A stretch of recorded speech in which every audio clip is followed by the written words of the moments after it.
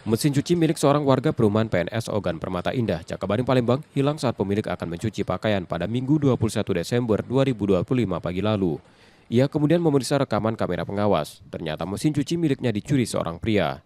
Dalam rekaman itu, pelaku seorang diri menggotong mesin cuci milik korban. Pelaku melakukan pencurian diduga dengan memanjat pagar tembok rumah dengan memanfaatkan meja akuarium. Setengah 6, mama tuh nak nyuci.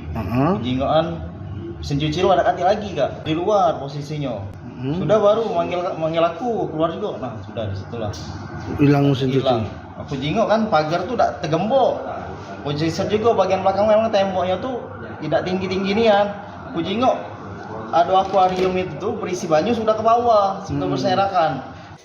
Reza Pratama telah melaporkan kasus ini ke Polrestabes Palembang sambil membawa rekaman kamera pengawas untuk membantu polisi mengidentifikasi pelakunya.